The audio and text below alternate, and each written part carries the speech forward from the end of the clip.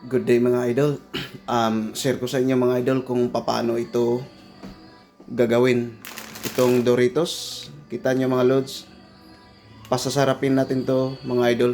Meron akong tricks nito kung paano gagawin natin to. So watch out mga idol kung paano. Una mga lods ay kailangang i-chop muna natin yung onion leaves. Ganito lang yung mga lods. Siyempre, yung mga idol, ito yung onions, white. Kung walang white, yung purple ang gagamitin nyo. Ayan. So, slice lang natin mga lods yung onions ng maliliit. At sunod naman natin mga lods yung tomato. Slicing din, parehas ang size ng onions. Ito na yung mga idol, malit lang. So pang last mga idol ay itong black olives. Kita nyo to idol, black olives. Yan. Slicing nyo ito ng maliliit. Gaya nyan. Wala ko nakita sa Pilipinas to eh. Dito lang. Pero ano to, high protein. So lagyan natin ng aluminum mga idol. Itong paglalagyan natin ng Doritos. Yan. Para hindi siya didikit ba. Yan, kita nyo mga idol oh. Ang flavor nito idol ay cheese flavor, nachos. Yan. Pero talagang ginawa ko ito mga idol para mas lalong sasarap yung Doritos. Actually, pwede mo nakakainin yan eh. Pero sa akin naman kasi, mas maganda kung manood ka ng movie or umiinom ka dyan sa inyo, may party kayo. Ito yung pinaka-social na pangpulutan mga lods. So ngayon mga idol, ito yung salsa natin. Homemade lang ito mga idol. Ginagawa ko lang ito. So, lalagyan mo natin ng ganyan. Bubod natin. Yan.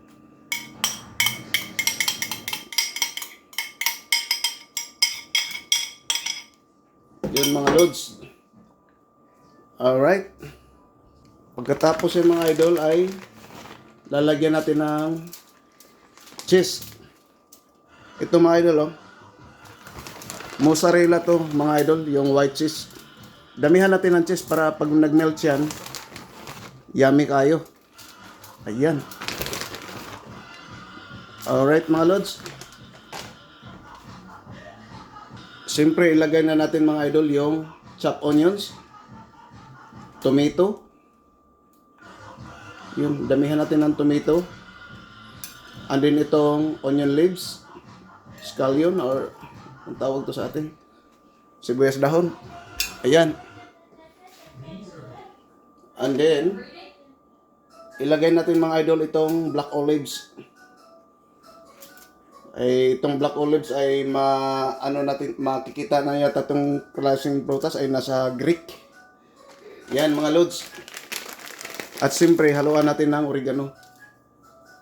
Yan mga lods. Nako mga idol, kung uminom ka ngayon, ito, pulutan na ito para sa inyo. At siyempre mga idol, sundan natin ng topping sa taas ng cheese uli para hindi magdikit-dikit yung mga ingredients natin sa taas. Ganyan lang yan mga lods. Susubukan nyo ito sa inyo mga idol, lalo na pag may party kayo. Nako, social itong dating ito mga lods. At yan, ilalagay natin mga idol ng just only 1 minute. Pag nag-melt yung cheese mga idol, yun na yun mga idol, yayariin na natin ito ngayon. Ayan, 1 minute. Ayan mga idol, luto na. Wow. So ang cheese mga idol ay nag-melt na siya. Kita ko yung mga lods ha. Look at this lods ha. Ito na yun ang pinaka-perfect na lods. Yun yan lods. Ito na yun ang tinatawag na nachos. Gamit ko lang yung Doritos cheese flavor. Any flavor guys ng nachos, pwede mong magagawa ng paraan kagaya nito. So masarap na masarap to lods. Lalo na pag gusto mong mamulutan ay mag-iba naman. Ito ay may social na dating yan. Kung meron kayong pundador dyan, Chivas Regal, Red Label, or ano man ang mga inumin nyo, ito ang pinaka-perfect mga idol.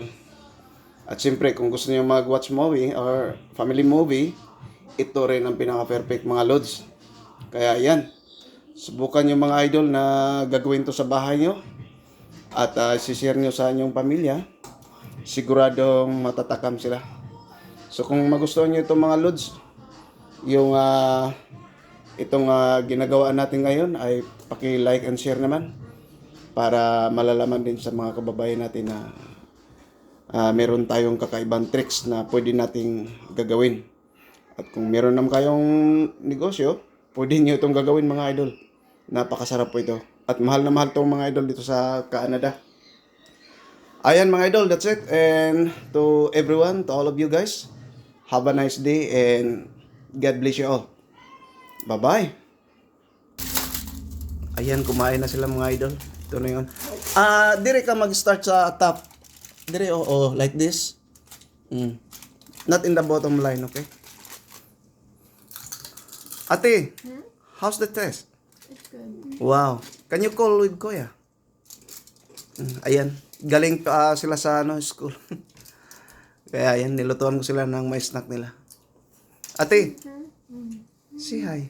Hi. Di mo tanaw. Okay, bye-bye.